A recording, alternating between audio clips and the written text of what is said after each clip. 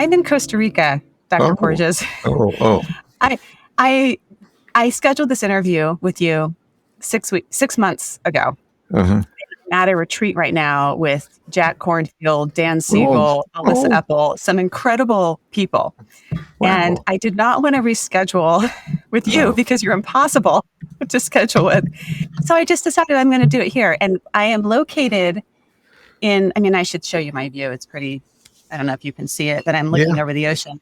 But I'm right next to the smoothie bar. So this is not my usual sound studio. I'm also on the ocean. I will show you our view. Let me see your view. Yeah. Oh, yeah. Oh, you have a nice view too. So that's out the bedroom window where I am broadcasting. Wow. So that's Atlantic Beach, Florida. Okay. Which is outside of Jacksonville. All this blue space around us, co-regulating goodness to each other during this interview. Well, so that's how we survived during the pandemic. So this is a real treat.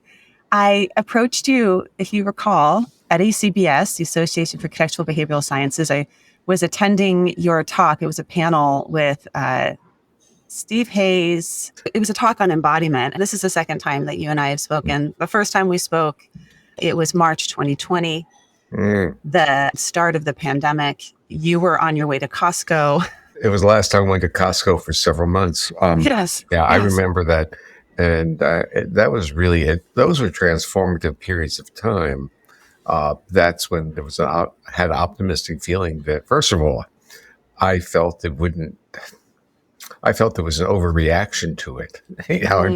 And then within 2 weeks, I thought it was, the plague, it was just doom.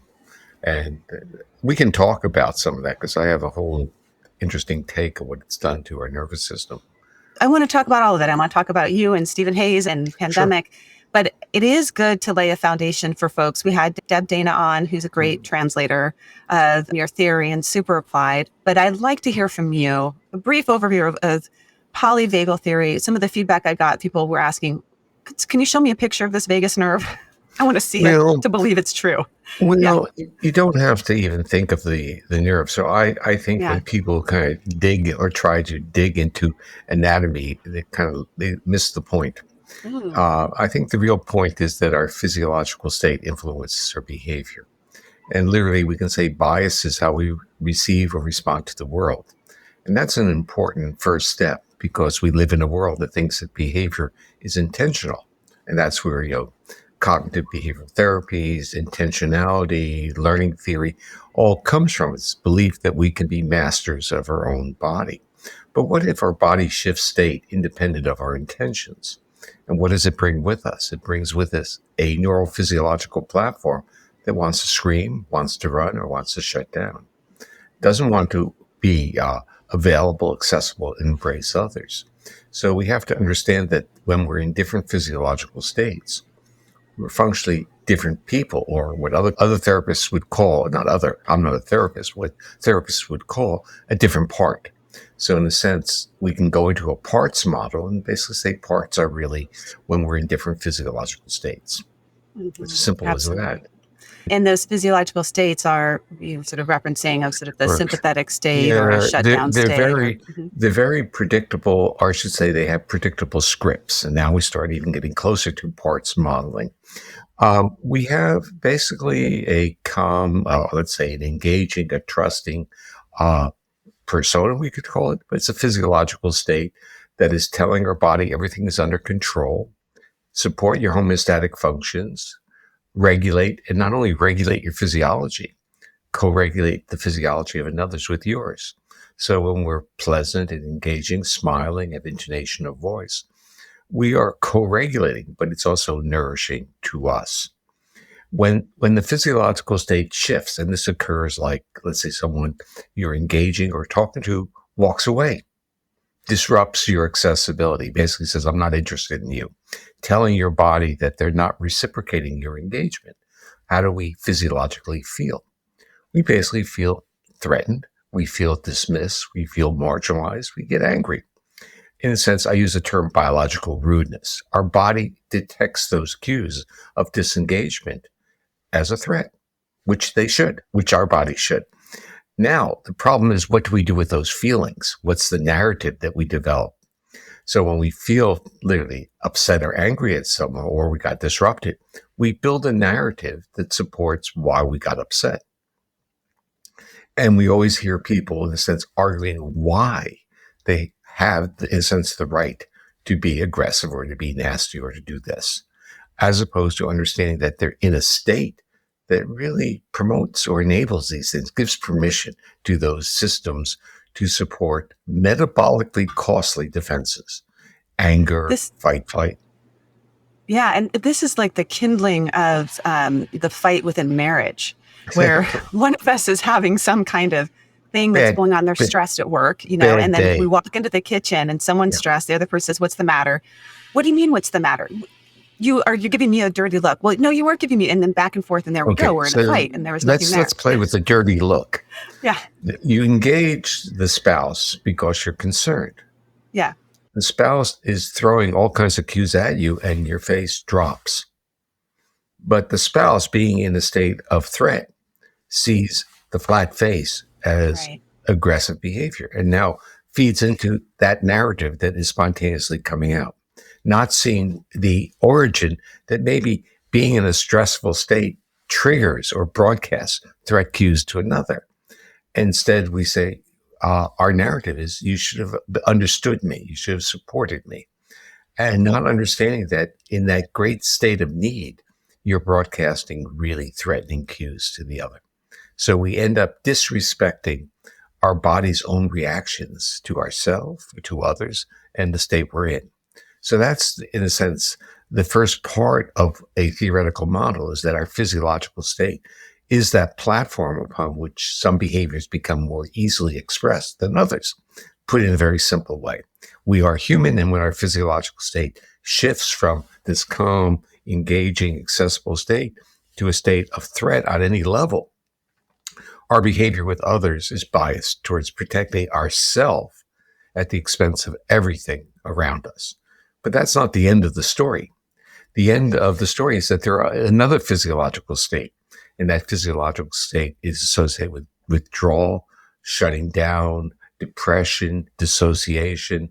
And when people have experienced severe trauma, they know exactly what I mean by that. They, in a sense, initially they may be aggressive, and then they get overwhelmed or greatly injured. And their body really is telling them it doesn't work to fight. And that's where we get into terms like fawning or shutting down. The notion of literally a shutting down or dissociation is the body figuring out how to survive in a setting by really reducing the emission of behavior. It's like an interesting, almost like biological perspective on some of the teachings of attachment theory, right? Where there's that call for you to pay attention to me, or the reaching out, and then you get rejected. And so then you absolutely run, or you shut down. In a sense, polyvagal theory can deconstruct attachment theory. Yeah. Because it's really saying, what are the platforms? Then in attachment theory, the nervous system learns that they can't trust the attachment figure. And that's very polyvagal. We learn that's a top-down mechanism. It gets triggered by context, but then we learn that this is just not a safe person. And if we think of what polyvagal theory is all about, it's all about a science of safety, or understanding what a biology of trust. We don't have to get into love. The basis, because love gets confused. People say, oh, that's not real love. It's not this, it's not that. But really what we're saying, can we trust the other person? And the biology of trust, I mean, if we go back to the pandemic and where we've been for the last number of years, that has really been impacted, our biology of trust within each other, early on, this whole stuff around fears of the contagion, but even just the mask wearing and not seeing everyone's faces and everyone on high alert. And what do you see as the long-term impact of that? The term I use is, we got retuned by the pandemic. And the issue is how to recover. And my take on the pandemic is that there are two vectors going on. One is the natural vector of a pathogen. It's a threat. I mean, metaphorically, it's a threat. Physiologically, in health, it's a threat. It's a life threat. So our bodies are going to react in threat. But when the human body reacts in threat, what's our history of being a human who's in a state of threat? What's the history of the child who's in a state of threat? Another, or a puppy or a kitten, or, basically the history is that there is a trusting, safe individual that can now co-regulate the individual in threat and mitigate the threat reaction, at least on a idealistic level. But what happened during the pandemic? People who were the actual implementation of that co-regulation are now threats themselves outside the family. And that changed literally the profile or the profile in which people, or the context. Now we're getting into your area, the context in which people had to regulate. They had to regulate within a very small social network, generally their family. Now, if we step back for a moment and we start asking literally clinical questions and say, how many families are safe? How many relationships can deal with co-regulation or are primary co-regulators? We start realizing that we are living in complex environments in which for many people, it's not their spouse, it's not their parents, it's not their children who are the co-regulators. Some of their friends are. They have a complex array of resources for co-regulation, even including going to work and being with colleagues. That was removed. So we basically had this paradoxical situation of being affected by a pathogen, which is a threat, and then having the individuals who had been our source of co-regulation becoming a threat themselves. No, you talked about that in March of 2020. You mentioned that, and that was your biggest concern, is this, the people that you would go to for safety are the people that you can no longer get touch from or see or be around, just those small daily interactions and connections. Yes. So the issue, though, with the pandemic is that we didn't, in a sense, just, the world thinks of external stimuli as if they just kind of pass by. The pandemic has, in many ways, reorganized our nervous systems. And we have to learn to be, number one, aware of that, and then also understand how to recover or optimize who we are. So I was shocked by what happened to me. And that was, I didn't get COVID. I still haven't gotten COVID. But I get exhausted when I'm around people. Yeah. One of my children gets exhausted around people, big crowds. He gets overstimulated and doesn't, even just going to like a school function. So it's interesting to see that. Yeah. Yeah. He's retuned, and he's probably become more sound sensitive as well. Yep. And which is really the body shifting into that physiological state of hypervigilance, where there's concern about personal safety, and as opposed to lack of concern and really accessibility. It's the natural occurrence. It's what happens, but it's happened to millions, tens of millions of people around the world. And we can see manifestations of this in the political, uncomfortable political settings occurring around the world. And that is, people don't feel that they can trust others. So there's a very much bias that the other person is there to do harm. So based on your, polyvagal theory, how can we use that to inform us to tune back up to feeling safe and connected? And I imagine that there's things that we can do on an individual level with ourselves, and then things that we also would need to do on a more collective level. For me, I thought I was ready to get some social nourishment, and I was totally shocked by the consequence of going to conferences, engaging. It wasn't that I didn't enjoy engaging, but I had to be careful because it was exhausting, and it still is exhausting. I think to follow the principles of polyvagal theory is you need to titrate it so that the nervous system relearns that sociality is nourishment. Now, I had what I would call I had couple interesting experiences. One was July 2022. I did my first live workshop. And it was 7 hours. And after, it says, not doing any of these for a few years. And it was extremely uh, injuvenating. I just felt I wasn't tired after I enjoyed it. It was not a large number of people. It was 50 on site, a couple hundred streaming, but it was really nice to see people, to see smiles, to interact with people. And it was just one day. So I have felt that I need a certain number of face-to-face interactions for my own social nourishment.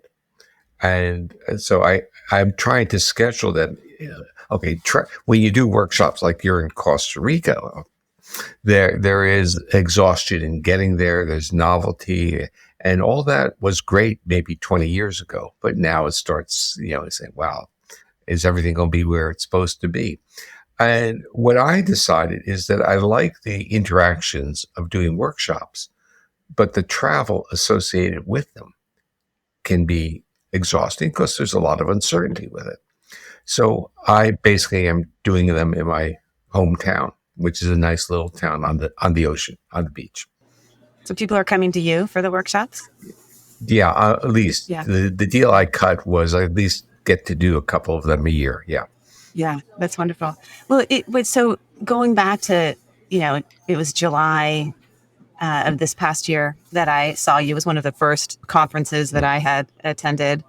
And I walked into that room and I was feeling, I could feel the crowd and the intensity and the closeness and the people and all of that. We're all wearing masks. And then we're also in this like overstimulating conference hotel that has terrible lighting and no nature and, all of that. And so I found you. And what was interesting when I walked in the room and I saw you at the back was that I'm sure you will use the word neuroception. I knew that you were safe. And so I went over to you and sat down next to you. And I had only spent an hour with you before, but I had already sort of my sensing of you was that this is a safe human that I can go up to and be like, "Hey, hi, Dr. Porges, could you, make some small talk?" What's going on there? Like, how is neuroception playing a role in our, decisions around who's safe and who's not? I'll give you another one. This is not with you, but I was giving a lecture in London, and I'm standing in the lobby talking to some friends, and someone wheels up to me in a wheelchair, wheels up with a stern face and going quite fast, right at me. I could see them looking at me. She comes up next to me and she says, "You didn't say hello."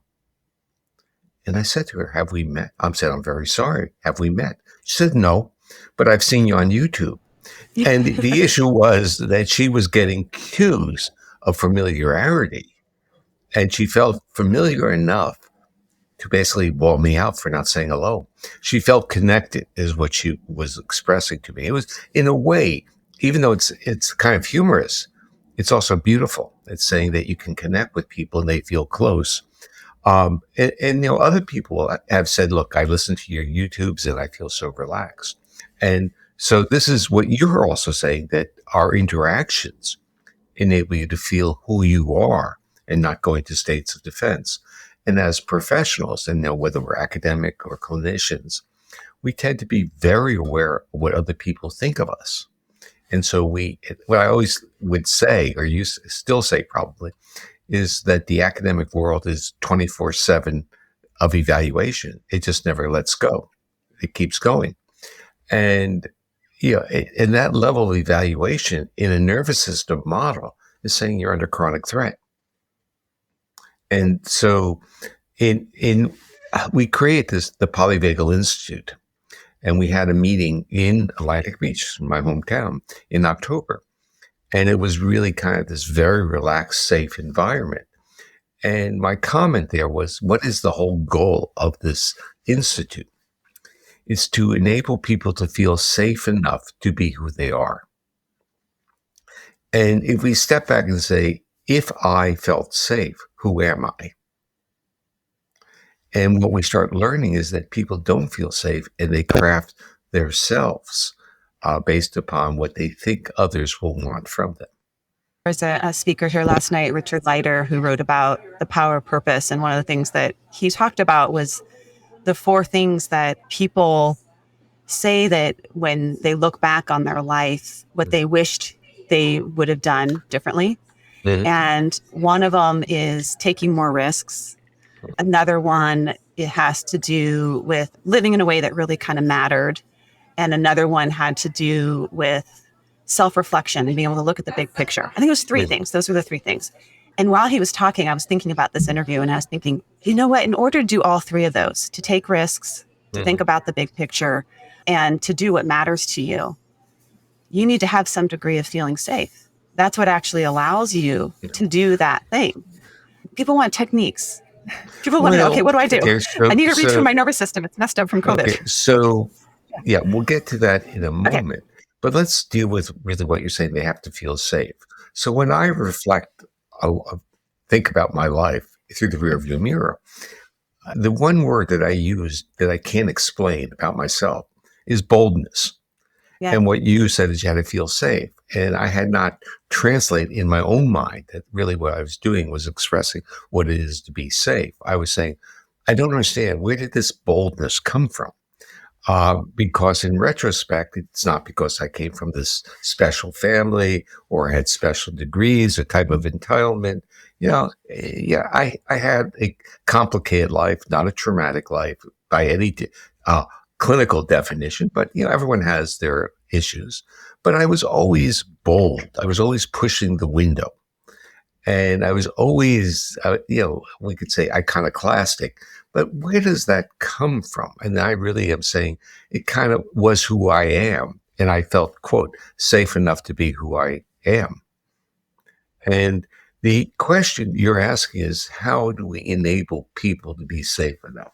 Now, being a father of two unique sons and a husband of a very unique wife, I have always felt that my responsibility was to allow them to be who they are. So that's the issue. And that was always unconditional. That type of respect for who they are I hope, enable them to deal with the complexity of the world. And so I don't know where mine came from. It certainly didn't come from my parents, who were very concerned about other people's perspective, very concerned. But if we look at their lives in terms of second generation in the country, in terms of World War One, World War II, all these types of things that were going on in this country through their lifetime, you get an understanding of where a mild sense of self-concern, we could say, borderline paranoia would come from. And, because the whole notion is, are we safe enough to be who we are? And obviously they were not, but I was. So and they provided me with enough that I was safe. Yeah. Well, that's an interesting phenomena because when people feel safe enough to be who they are, they also become safe humans to be around. Well, Because when you're around someone that's who they are, yeah, there's an ease about them. There isn't that protective defensiveness that we can sense. And I've had that in my office where some people come in and there's a restlessness to them. They're like scooching around on the couch. They can't sit still. And sometimes my goal for that session is, can I get them to the end of the session to have their body be doing something different than the way their body came in at the beginning? And if their body is doing something different, then something happened in our yeah. session that was meaningful to allow them to relax and be Mm, who they are. And then that feeds into me as a therapist because I yeah, feel it. yeah. If I speed up what they're speeding up, then we're off to the races and it's not going to be helpful. So you become a co-regulator, but you're really talking polyvagal principles. The behaviors you're observing are really the physiology of them being in a state of threat. And your intuition, your intuitive nervous system is detecting that and saying they're in a state of threat. And then you have to make the decision. Is it threatening to you, which is really what broadcasting threat tends to do? Or does it enable me with an opportunity to broadcast cues of safety to them? Now, the broadcasting of cues of safety are through intonation, gesture, basically being present in a therapeutic terminology. But what we're really saying is, are you an accessible human being? And this concept of accessibility is an extremely important one in a therapeutic setting. And we get kind of like confused. Nervous systems get confused. So, like, you're dealing with individuals who have trauma histories, and accessibility is vulnerability to them. And this is the navigation in the client therapist world: is, can you enable your client to be accessible without feeling vulnerability? Just yesterday, I was at a talk with Jack Cornfield, and I was sitting right in the front on the floor because I like to get up close. And right before the talk, I was just sitting quietly, and I heard him chanting on the phone. He was like on the phone, like immediately before the talk. And then he hangs up the phone and he opens the talk, and he shares that somebody just contacted him. This is probably happens all the time for Jack Cornfield, but someone just contacted him to say that their wife is dying and she's about to die. Can you talk to her? And he opened with that and said that he said a little chant with her and said goodbye, and then went on to do his talk. And what was interesting to me was how he didn't do what most of us would do, which would be block it completely out and like not try and not think about it for the next hour while you give your talk, or become so overwhelmed by it you can't show up. And this is years and years of being able to do that, to be able to hold it, be present with it, and engage with the group, and even use the group for some degree of like, this is happening for all of us. I mean, imagine people in the room have family members that are ill, or friends, or things that are going on in their life in that moment as well. There's a beauty to what you described, because what many people will do is to shift priorities. They'll say, I can't deal with this now, and they'll block the feelings. And what he did was use his own co-regulation with the woman as a way of creating accessibility with the audience and sharing that and bringing them into that same state of accessibility, and not treating the transition of dying as vulnerability, but it's like an accessibility of your own humanity. There's some steps in there, right? So the first one is that he was using chanting. Mm-hmm. His instinct was to chant with her. Yeah. And I'd love to talk about that. And it's linked to the Polyvagal Theory. The second one was that he's had a long, meditation practice where he has really honed his breath. Mm-hmm. When Thich Nhat Hanh went into a stroke, they said that in the hospital the nurses were just like, this is the best breather we've ever seen in our life. Like how is his oxygenation so high in his blood, even when he has a stroke, right? So I imagine Jack has something similar going on where he has really fine-tuned his breath. And then he sits in a place of love. I mean, he brings love to everything, right? So it seems like those pieces play a role in our safeness and our ability to co-regulate safeness as well. Yeah, I totally agree. But we have to be very careful, because when people can't or don't feel that place of love, they start becoming literally angry at themselves and saying they're inadequate. And the answer is, we're human. We have to basically respect the fact that our body can easily become a defensive organism, and kind of respect that, and then try to communicate with our nervous system that there are cues of safety, there's cues of love. So rather than get angry at your kids, you start seeing the beauty of your children, or you see the opportunity of having children. And you start appreciating things on a different level. I think that's what Jack is always trying to do. I think the top-down visualizations are minimized in our culture as how important they are as physiological regulators. So we can talk of it as being meditation, but really what we're saying is, are there top-down visualizations that recruit a physiology of openness, of accessibility, and of safety? Why are they working? Like, why does a visualization, work as so effectively? Well, the visualizations are really linked to the associations of certain types of, we could call it emotional or visual images, with autonomic states. So if you start asking a person, what is the moment that you felt most comfortable? What did you enjoy? Or how do you feel when your puppy is on your lap? Or how did you feel when you picked up your child when he was first born? What are these feelings that you have? And you start learning that the feelings that people have of safety and love are really reflections of an autonomic state that can support health, growth, and restoration. Basically, when the body can do its work, we feel safe. But when the body is recruited to be defensive, to protect us, then we restructure our perspective of the world as being threatening. So the top down can be very useful, is really what I'm saying. The other part of this type of dialogue is in terms of tools. You mentioned chanting. Chanting is exhalation plus intonation. And those are vagal phenomena. Intonation is laryngeal and pharyngeal nerves. They're vagal. So we're actually using breath during exhalation when the vagal circuit is now impactful, it can work, versus during inhalation where we dampen it. So when we want to get energized, we inhale. And when we want to get relaxed and transcendental, we exhale slowly. So there's a physiology behind this. And if we extend our exhalations and we do deep inhalations, but for a shorter period than our exhalations, oxygenization gets better.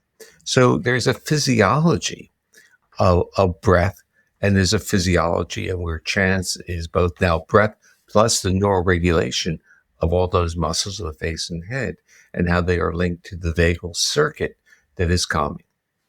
Yeah.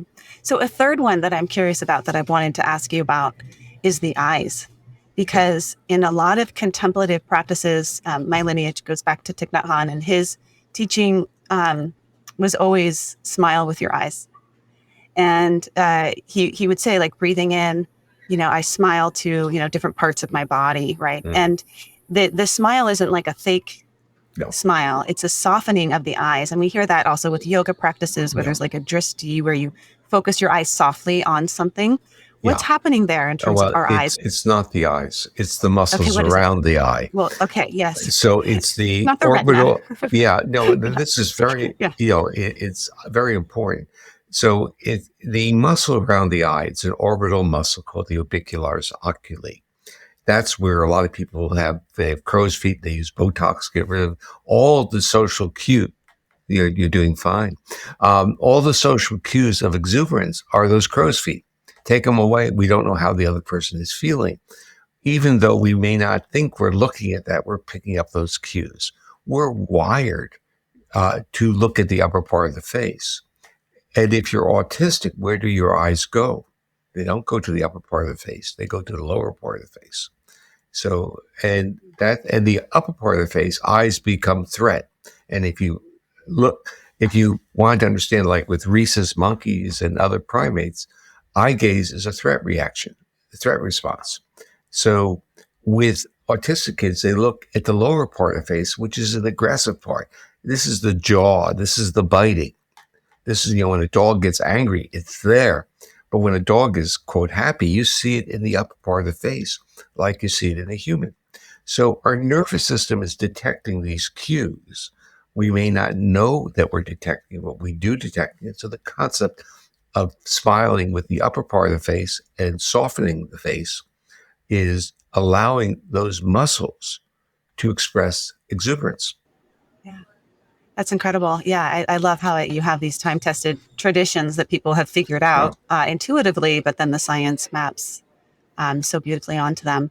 So speaking of mapping onto science, I do want to know what's behind the scenes between you and Stephen Hayes in these conversations, because there's some overlap, but there's also some differences between the ACT folk and the polyvagal folk. I wouldn't think there are any disagreements. I think they're different languages. Yeah. And I think, Steve is he's a seeker. He's on a journey. The issue is what are the tools that he can use on that journey? What are the metaphors? He's intellectually and cognitively very facile. He likes to talk about models, and he ends up talking about many of the systems that I talk about. So when he starts talking about the underlying features that you see across context or whatever he wants to use the terminology, they become features that are regulated by the social engagement system. the facial expressivity, the mood regulation, the affect, the calmness, the engagement. The language is just very psychological. The actual underlying processes are going to overlap beautifully. We're going to do some things together. This is kind of a goal. He wants me to write a paper for a special issue of the journal for whatever ACBS's journal. I'm not sure. Um, but what I really would rather do or want to do, and it may be the same thing for both, is to do a few videos where we actually do a deconstruction and create what the paper should be about, which is the commonality. It's another layer of what they're observing.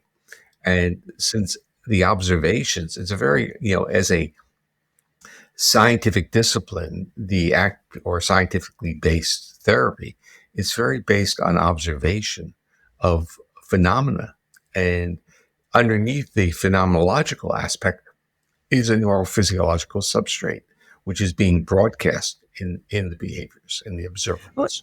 I heard you say that evolutionary psychologists get it a little bit wrong because we focus so much on, I'm not one, they focus so much on behavior and changes in behavior and not looking at the physiology that also can evolve and be selected for and survival of the fittest around your physiology. So it's not just behavior that we're looking at here. The issue is that evolutionary psychology has made this powerful assumption that behavior follows rules of evolution, when behavior may be emergent properties of a foundational neurophysiology that does follow the rules of evolution. So in polyvagal theory, I kind of basically sidestep from all that and say, look, I'm not concerned at all about the evolutionary mechanisms that resulted in change. I'm interested in the change, the structural and functional changes, and what they mean to human behavior. Yes to video. People want to watch the video and see you two together demonstrating it. They're going to get so many more nonverbal cues. I'd love to see you two on video. Well, thank you. Well, you get the idea. I basically, I don't mind giving talks every once in a while, but I really don't like doing Zoom talks. I'd much rather have structured interviews because so much more, basically it's bidirectional. And there's something in it for me through an interview. There's nothing in it for me to hear myself talk on a two-dimensional screen. Yeah, we're co-creating something, and we're also co-creating based on our context and our physiology. I was just in a workshop with a woman who is studying soulfulness, and this whole concept of soul and life force, and that is really interesting to me. Of like, okay, so where does soulfulness play in all of this? And there's a sense of soulfulness to you, or a soulfulness to the environments that we're in as well. I did a YouTube on polyvagal theory and spirituality with David Percelli. He's the person who developed TRE, trauma releasing exercises. Yeah, his background was that of being a priest before he became actually he was an exercise physiologist and then a therapist. But being a priest, he had this interest in the spirituality. So we did a talk. We did a interview dialogue, which I thought was kind of fun. And what I was really trying to say is that that we can think of spirituality as being on two different trajectories. One is a trajectory in which we become spiritual through our relationship with other, meaning people. And another one where we become or think we are spiritual through association with deity. And I much rather think of the one through people as being the way that we our journey. I was part of a book on rituals, about ancient rituals as being necessary even in our challenging culture. And I'm very interested in rituals because rituals tend to be posture, they tend to be chant, voice, movements, and they're all about an underlying physiology or to shift that physiology to enable a different experience. Non-pharmaceutical encouraged. So the point is that this is older than organized religions, is our rituals, and rituals were always about shifting our physiological states. You can't be spiritual if you're not safe. Mm. I mean, or maybe you see spirituality when you don't feel safe. Yeah. too, Well, you know? yeah, there Yeah. is the type of spirituality when you don't feel safe is a dissociative type of spirituality. I shouldn't say you can't be spiritual. I'm saying qualitatively it's going to be different. But if like what Jack is talking about is there's a spirituality through his accessibility and his interaction with others who he enables to become accessible. That is the theme of his spirituality. And then we get curious, and that is how did these structures that we call organized religions, or what did the structures of cathedrals, what did the large organs in these massive cathedrals, what were those contexts doing to our physiology? And did it make our physiology accessible or vulnerable in different settings? And we can actually have a really intellectual exercise of deconstructing, like thinking of the massive cathedrals in Europe and the large organs, and the low frequencies in those organs are predator sounds through our own evolution. They're so low, they trigger in our body predators. However, when you're encased in these cathedrals, you are physically safe from the outside world. And you can't even see, you get light, but you can't see through the windows. Now, those low frequencies are not threat cues. They're literally triggers of awe, of being, you're experiencing something even greater than the individual. So there's manipulations even in the architecture and the acoustics of some of these situations. And we can learn a lot from it. There's a lot of, I would say, intuitive wisdom in how the human spirit or human psyche has been manipulated through context. I think I just heard it. Someone interviewed on NPR talking about at lower frequencies, they studied this, people dance more. When you have music at lower frequencies, it makes you dance more. So there is something about that, the frequency. And I know that you have the Safe and Sound program. I've done it for myself. And I was like, I gotta try this out. There's somebody in my community that offers it. And he reached out to me and said, I heard you interview Stephen Porges. Do you want to try this out? It's kind of like listening to a soundtrack of music. What's going on there in the Safe and Sound program? How are you retuning our nervous system with music? If you heard any of the feedback from people who had severe adversity histories, you would totally understand what this intervention was doing. So for people with really severe adversity histories, listening to even a few seconds of the Safe and Sound protocol creates such a dysregulatory state for them that you start saying, what is really going on here? Basically, what you're seeing is that social engagement system, that ventral vagus, is being recruited and the body is becoming accessible. But the interoceptive feedback of accessibility to the conscious brain of a person with an adversity history is got to get the hell out of here. It's too vulnerable. Wow. And you actually see that acted out. And the point is, you learn by watching these types of challenges. The Safe and Sound protocol initially was developed for children on spectrum, individuals with auditory hypersensitivities. But since there's an overlap with trauma history in terms of hypersensitivities, the trauma community basically embraced it as well.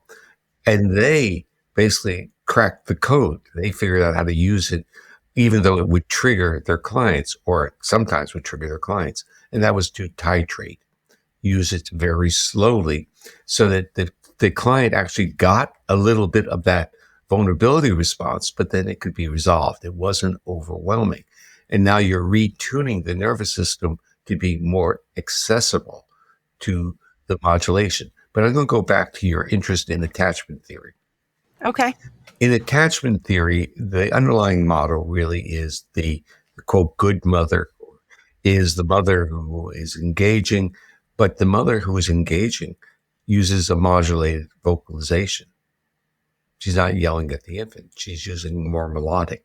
We did a study looking at mothers' intonation of voices following what's called the still face procedure, where the mother freezes her face and holds it for 2 minutes and then has a reunion. This is a paradigm developed by a good friend, Ed Tronick, and you may be aware of it. Now, if the mother's voice was more prosodic after the still face, the baby's heart rates dropped as many as 15 beats per minute within a few seconds. and their behaviors calm down. But if the mother, in their vocalizations of calming the infant, their voices were not as prosodic, the baby's heart rate didn't go down and the behavior didn't calm down. So the baby is picking up these modulated sounds and calming down prior to any, in a sense, verbal. It's not verbal, it's vocalizations. Safe and sound protocol really amplifies that prosodic vocalization to a level that the nervous system can't reject it. So if your nervous system is relatively, quote, safe and you are accessible, the safe and sound protocol just might be calming and relaxing. Say, hey, this is just kind of nice. But so what? But if you're hypersensitive and defensive, you might have a transformative experience. And if you are have a history of severe abuse, you might get initially dysregulated and have to go through it very, very slowly, or use it in combination with other therapies like somatic experiencing or EMDR, which they've developed good practices manual for integrating the two already. So the point is it's both, one can see it as a diagnostic tool by looking at the reactivity, and also as a reversal of a maltuned system. And the point I would actually make, to you, because you're an observant, intuitive therapist, curious about all these things, that you already told me, the physiological states of your clients by their voices, their gestures, their movements, their intonation of their voice. That's not taught. That's not what's part of the training.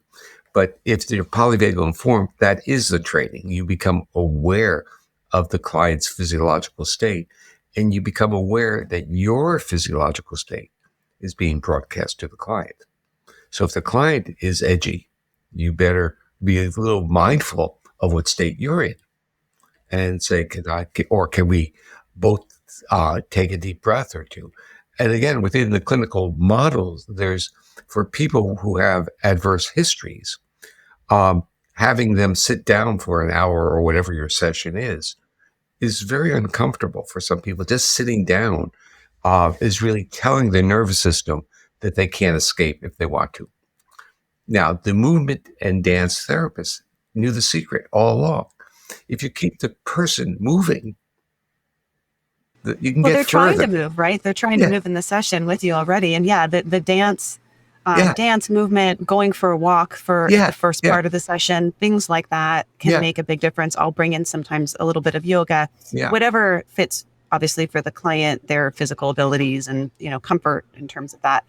But certainly, and what we're talking about doesn't just apply to the clinical realm. It applies to our classrooms. It applies to our hospitals. It applies to our jails. And you've been spreading polyvagal theory is informing all of these places, and people are starting to change their practices slowly. But they're taking a look at, in these really vulnerable situations where people are under threat or they're trying to learn and they need a big open mind. And if we're co-regulating stress and anxiety, it's going to really impact their ability to learn or to grow or to heal. I think the low-hanging fruit is actually elementary school.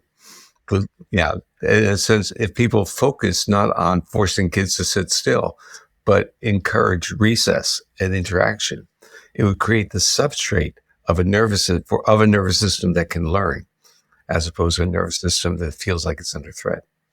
Yeah. Well, and same with us adults. If we move a little bit before we sit down to do some work and learn better, focus better, we know about the link between movement and cognition. But yeah, with our kids, I do think some schools are bringing in like tea stools, that wiggle balls, things like that, movement breaks. I teach yoga in my kiddos' school, which is really fun. And the behavioral problems that people are seeing obviously are not about the child necessarily. It's often about some of the context. I think the culture doesn't understand the range of individual differences of kids or of humans. And we're now coming out of the pandemic. And actually, this is something that I want to, put on the table for you to think about. Our research is that we actually did a major survey study starting in April 2020, and the first wave of the pandemic. We got 2,000 subjects, asked them questions like, what was your adversity history, and questions on my bias, which is what saved your autonomic nervous system. So we used what I call the body perception questionnaire. It's a normative scale I developed. And we looked at basically psychiatric outcomes like depression, anxiety, worry. And basically, of course, if a person had an adversity history during the pandemic, they're more likely to have anxiety, depression, and more worry. But virtually, I say most of the variance, not all of it, but most of it was mediated through autonomic state. So even though you could draw your vectors from adversity history, if you drew the vector through a retuned autonomic state, your predictability was much, much better. And then we also found that 100 of the people that we surveyed actually got COVID or had COVID. And interestingly, if they had adversity histories of virtually none, on our scale at least, they didn't get that COVID. They weren't represented in the 100 subjects. But if they were pushed to the right with a lot of adversity, 75% of those people had COVID in the first wave. Yes. So sure, more vulnerable. Absolutely. Yes. Yeah. But the vulnerability was the retuned autonomic nervous system, which basically said that now you're ready for that second hit. That pathogen is just going to wipe you out. So I basically like to talk now of saying we need to think of adversity history as a pre-existing condition, at least get that into the public consciousness. And so like with COVID, we're all sitting there waiting to be hit with that onslaught of basically it's like Russian roulette. You think the bullets are going to come and you may get it. We don't know who. But the issue is we do know that the probabilities are going to be greatly affected by adversity history. So the other interesting part, and I think you would like this, we did a study recently on body psychotherapists and found out that body psychotherapists, even though they may have had a high adversity history, the act of being engaging, especially touching other people, their adversity history did not predict the outcomes.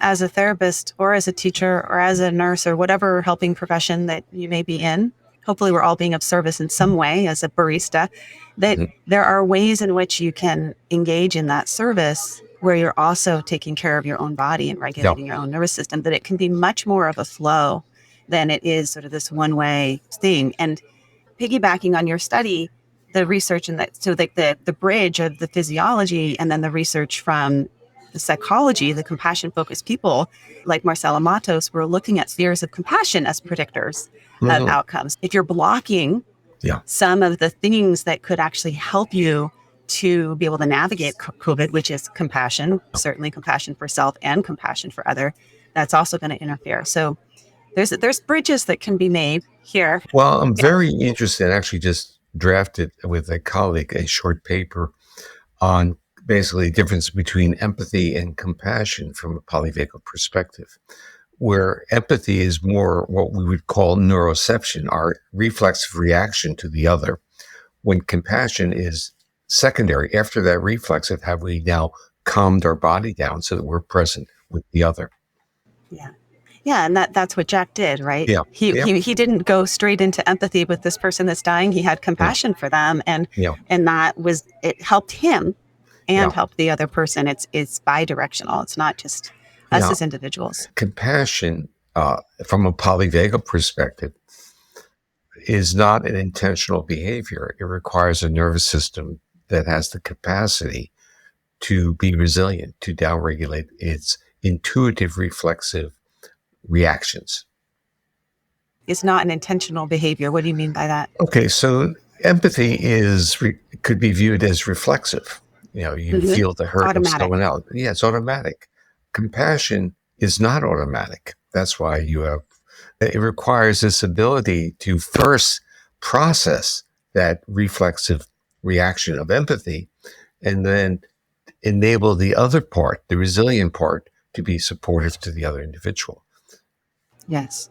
Beautiful. So it's something that we actually, we need to train in. That's why people. Yeah, that's right. Contemplative train their minds. Practices. Contemplative practices to train your mind to do this. Yeah. It's not just your mind. You're training your nervous system You're giving your nervous system permission to react in empathy, but saying you don't have to live in that space. You could process it, and now you can be who you are, and you can support the other. That's great. The teaching that Jack did here was this two-step teaching, where the first step is to focus on your breath. Yeah. And just slow your breath down. That's what we all try and do when we meditate. But then the second step was when your mind, body, being gets hijacked. He's like, follow the waves. But when a big wave comes, a big wave of thought or a big wave of emotion, this is what I want you to do. I want you to let go of the breath and go to that wave. Yeah. And bring your awareness to the wave, and then bring love to the wave. So that sort of observer self with it's really a compassion for your own inner experience. But it's a training, because our instinct is not to go to the wave. So they're like, I just got to keep focusing on my breath, or I'm totally consumed by this experience. In polyvagal terms, it's really becoming aware and respecting that awareness, and not getting angry, and being aware that you have maybe a pain or you're reacting, being aware of it, and then implementing the next stage, which is slow exhalation, and feel that. Wonderful. Okay, well, I will close this up. I'll give a few practices at the end of this conversation, and I've already shared some of your bio ahead of time. Okay. I didn't tell you that, so don't worry. And I'll link to all your stuff. But cheers from the ocean, from one ocean to another. Thank you so much for taking this time. It's been wonderful. Yeah, enjoy your time there. It sounds like it's a special event. Anyway, good to see you again. And next time when I see you, come up and give me a hug, okay? I will. That's the next level. Okay, take care. Okay. Bye.